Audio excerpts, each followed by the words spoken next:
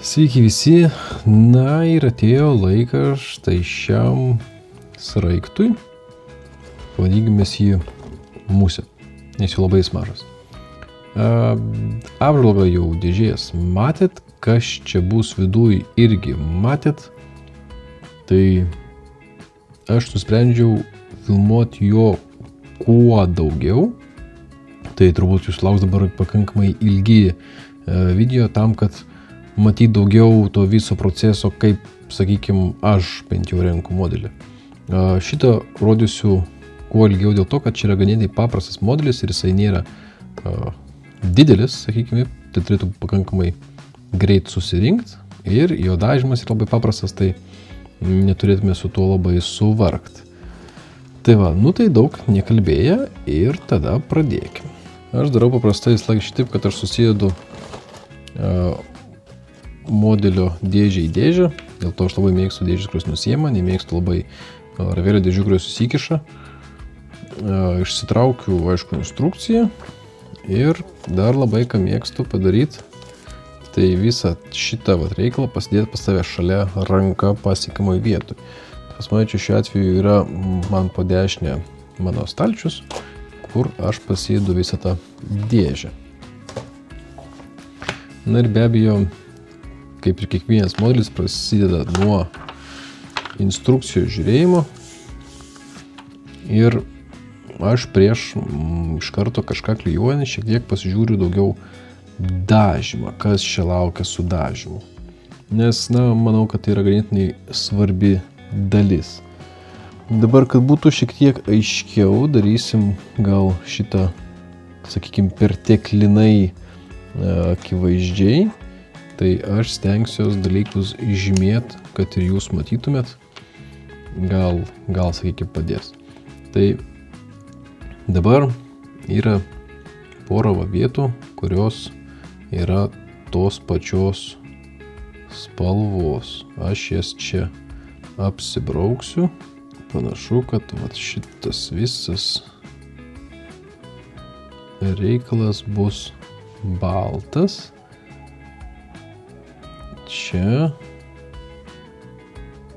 irgi pagal idėją turėtų būti balta. Dabar aš šiek tiek abejoju schemos dažymu visą laiką. Tai nėra būtent šiam modeliui, tai yra visiems modeliam, kuriuos renku. Ir pasakysiu kodėl, nes dažnai gamintojas tiesiog nurodo arba paprasčiausią dažymo būdą, arba jis būna iš tiesų ne visai teisingas. Aš mėgstu šiek tiek modelius rinkti arčiau realybės, ne visai taip, kaip rašo instrukcija, tai bent čia toks yra mano pasirinkimas, tai aš paprastai tas, kas yra tos pačios spalvos, susiklijuoju, tada nudažau. Bet kokia spalva, tai aš dažnai paimu ir tiesiog pasigūglinu, kas yra parodyta internete. Ta darau ganėtinai paprastai. Tai va šitas vyksta labai paprastai, atsidarau Google ir tenais tiesiog paimu ir rašau tai, ko aš ieškau. Tai šiuo atžvilgiu yra AH6, tarkim, J variklis. Rašau angliškai engine, man tai yra paprasta vaina nuo vaizdų ir žiūriu, ką duoda. Daug labai yra iš modeliuotojų nuotraukų, jų turbūt daugiausiai yra negu tikro aparato, bet stengiuosi rasti laiką tą tikrąją fotografiją to tikro variklio. Tai vienas iš tų variklių gali būti visai ne tai, ko ieškot, pasitikslinkit, nes jisai vėlgi pagal Google gali būti ne tas variklis, kuriuos ieškot. Vėlgi priklauso dažnai nuo modifikacijų. Tai būtų gerai pasižiūrėti į jūsų detalės ir į tai, kas yra surinkta. Čia, pavyzdžiui, mums duoda šis kažkokio Renault Twingo variklį. Čia ne mūsų sraigto variklis, mums jisai yra neįdomus. Kitas dalykas yra, pavyzdžiui, jeigu jūs rinksite modelį taip, kad to variklio nesimatys ir jums, pavyzdžiui, visiškai nesinori jo daryti tikslaus, tai jūs jo ir nedarykit. Čia variklis matysis tik tais nuėmus štai šią dalį, iš tikrųjų. Tai, sakykim, galima labai susukčiaut ir padaryti, kad to variklio mes nematom ir mes jo tada nedažom. Aš šito mažiuko lėktuvo daryti tikrai nedarysiu, nes aš nenoriu, aš noriu būtent uždaryto. Kažkaip man jisai toksai yra gražesnis šiuo atveju. Tai mes per daug variklyje ir nesistengsim pasirodyti. Tai grįžtam prie darbo stalo tada. Taigi pasižiūrim, kas dabar reikalinga. Tai mums rodo, kad mums reikia C,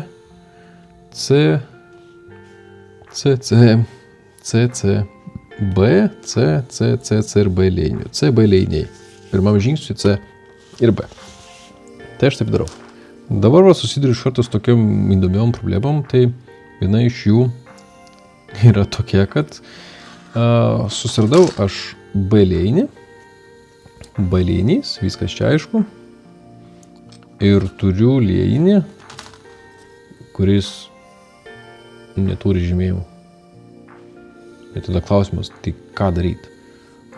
Daryti nėra čia ką. Šis konkrečiai gamintojas mums pateikęs tuos liejinius, kaip jie atrodo. Tai mes galim pamatyti, kad šitas atitinka šitą liejinį, tai čia yra C liejinys. Aš labai mėgstu šiaip užsirašyti ant liejinių, kas yra kas. Metodai tą pasidaryti yra keli. Kad ryškiau tiesiog matyti, aš būna, kad aš labai dažnai pasiimu ir pasižymiu tą raidelę, kuri man reikalinga. Sakykime, pasidarau jos paryškintą variantą, kad matyčiau, kad čia būtų ryškiai B. Šičia, aišku, šito nėra. Čia rašausi, kad čia yra C. Nors gal ir nereikės, nes čia liejinių nėra daug. Dar vienas variantas yra užsiklijuoti tiesiog lipnę juostą per kur nors ir tenai susirašyti raidę. Džiau, kaip kam patogiau, ką pasirinksit, su tuo nesuklysit. Tai pasiėmus dabar reikiamus liejinius po ranka, išsikirpu detalės, kurios aš naudosiu. Tai pradėsiu dabar aš nuo čia, kad susirinkti štai maždaug tas dalis. Tai imu dabar C43, C42. Išsikirpu pradžioje iš tikrųjų dėl greičio ganėtinai grubiai, šiek tiek toliau negu kad reikėtų, nes kad ir naudoju šitas kandyklės, kurios gali kirpti labai arti, bet tam reikia tiek kirpti atidžiai, neužtenka tik tais arti kirpti. O kai išsikirpu, jau tada pasižiūriu šiek tiek iš arčiau ir pasikirpu dar, kiek jau taip jau atrodo man saugu, o po to viską eisiu suklijavę su lazdele. Dabar ėjimas su lazdele irgi priklauso, kas per detalę. Yra detalių, kur tiesiog tada jau nebūtai, kad suklijavęs nebeprieisi. Tai šitą mėgstu pasidaryti tada iš anksto, bet tai labai priklauso nuo detalės. Prieš klijuojant vis laik darau dry fittingą, tai dry fittingas yra detalių sudėjimas viena su kita, pažiūrėti kaip jos sueina, kad neklijuoti, neprisidaryti čiūdų, kurių po to neišeina išvengti. Kaip pavyzdžiui šičia yra liejinio tokios kaip čia pavadinti, klaidos, sakykime taip. Šita dalis man kliudo užsispausti detalės. Tai tokiu atveju aš jas aišku turiu išsipjaut arba išsilaužt, kuris jau variantas yra patogesnis ir kuris aišku gaunasi geriau. Čia kol kas nėra taip gilu, tai čia nieko sudėtingo nėra. Šiaip labai nemėgstu tokių sprendimų ant modelių, nes jos čia man labai sunku prieiti. Tai kai išsikabinau tas, kas labiausiai trūkdo, vėlgi matuoju. Žiūriu, ar dabar man nieks nekliudo.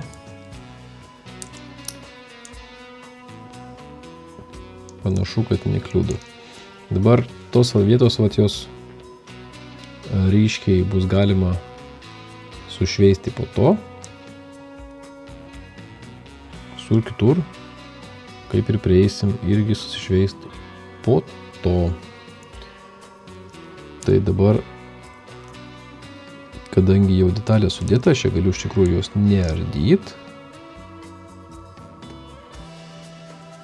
Galiu aš ją iš tikrųjų ir susiklijuoti. Naudoju čia aš aišku populiariausią detamyje Extrafin. Į tarpus įdedu šiek tiek aš to klijaus. Dabar, kadangi pas mane štai to vietoje jisai išsižiojęs, aš ranką laikyti nenoriu.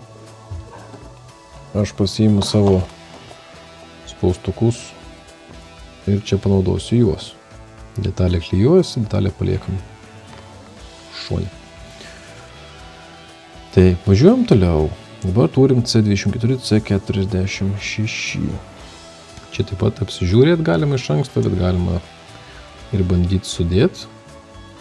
Čia aišku kaip ir nieks nekliūda, tačiau iš karto kliūna akis, kad čia vėl pilna štai šitų nesąmonių. Dabar su tais tokiais injector pointais, kur čia jie pasilikę, reiktų atkreipti dėmesį, kurį vieta matysis detalės pilnai sudėjus į vietą, nes gali būti, kad jūs tiesiog prie jų neprieisite vėliau. Tai ką turiu galvoj, tai kad jas susiklijavus neatsiras niekaip vietos, kaip jas sutrint, sušveisti, ir jeigu jos matysis, jums gali gadinti vaizdą. Dabar vienas tokių man labiau mėgstamų dalykų, tai yra naudoti lazdeles. Aš čia jų turiu visokiausių, bet dažniausiai naudoju grubiam apsišvietimui tai 800 ir 400 iš tikrųjų. Bet jeigu jūs lazdelį neturit, viena mano mėgstamiausių lazdelių yra būtent šita, tai jinai turi labai daug galų, kurie realiai tinka visom apdirbimo vietom. Tiek grubesnė, tiek švelnesnė. Lazdelės yra gerai to, kad jūs galite kampą išlaikyti geriau ir nesuapvalinti ten, kur jūs nenorite. Taigi dabar pasižiūrim orientaciją. Turim iškabintą vietą štai čia. Ir čia turim nužulinę vietą į tą pusę. Pasižiūrim, ar susideda mums čia viskas. Lyg tai susideda. Ir aš paklijuoju. Vėlgi, primenu, klijos daug nereikia. Jisai išlydo plastiką, susivirna, tai tiesiog nepristengia su klijimu. Turim antrą detalę. Važiuojam toliau. Turim labai prastą išliejimą, matom labai didelę liekaną.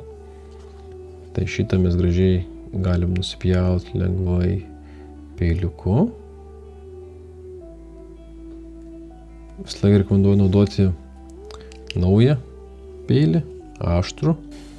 Na, sudėjus šiaip kol kas nei viena detalė manęs nenutikė lengvam čia labai darbui, nes matau, kad čia prie jo bus reikalų labai nemažai. Nes viskas kažkaip tais nori būti taisoma.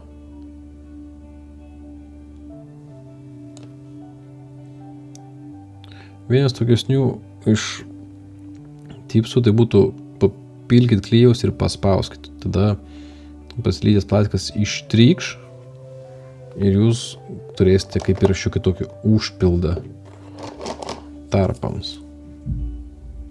Tai mes tą ir pasinaudosim, perspausim, lauksim, kad išdžiūtų, tada bus galima sušveisti. Šiokie tokie techniniai sklandumai, nusmygo man kamerą. Aš išsibraukau detalės, kurias ir surinku, kad nepasimest ir būtų galima aiškiau tiesiog, kas jau yra padaryta ir ką dar reikia padaryti. Tai čia jau nusibraukiau.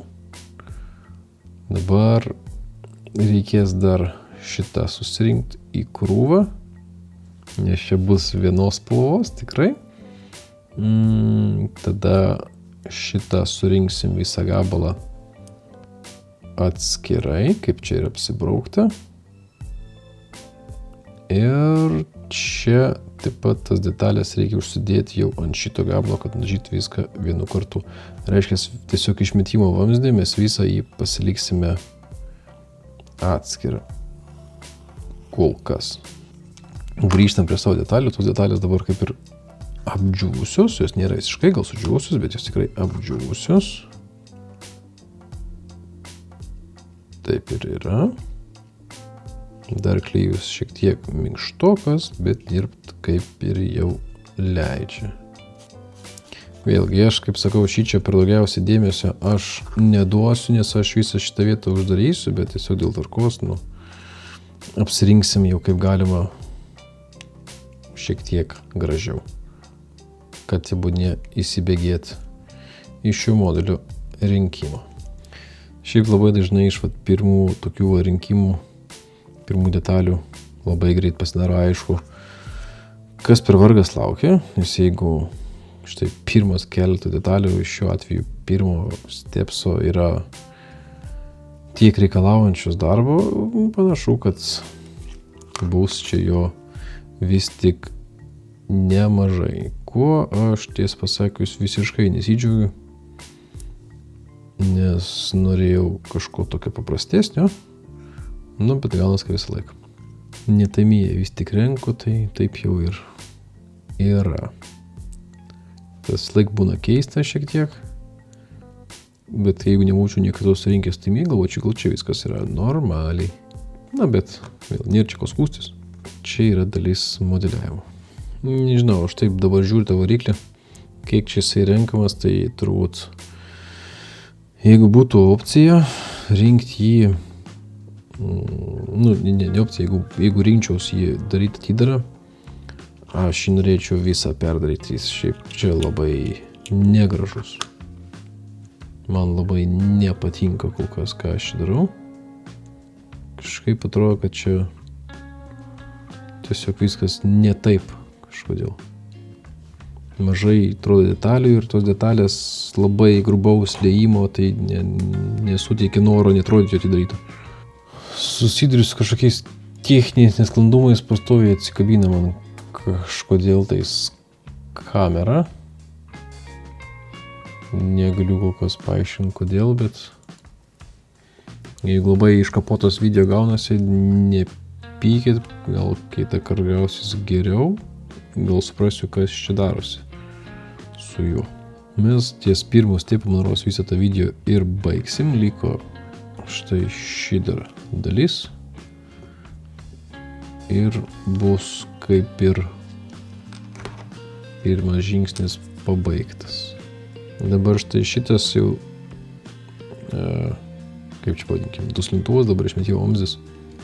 Jau čia yra svarbu. Jau visai matysis, jį šiek tiek reikia pasistengti padaryti dailesnį. Kaip mums čia gausis, tai jau parodys tik laikas. Bet bent jau atkreipsim dėmesį. Kol kas mano požiūriu daryti atidarą variklį šitą modelių yra visiškai nesąmonė. Nebent visiškai pakeis kokį nors 3D rezinu ar kažkuo tais, bet tik tais ne originalų. Originalas čia atrodo prastai. Dabar dauguma šiaip normalių gamintojų daro tokias vietas, kurios yra svarbios krypčiai, raktuotas. Raktuotas, tai turiu galvoje, kad kitaip detalės tu neįdėsi. Dažnai taip yra pas iš esmės bendrai paėmus visus gamintojus, kad jie savo tas vietas daro raktuotas. Šičia,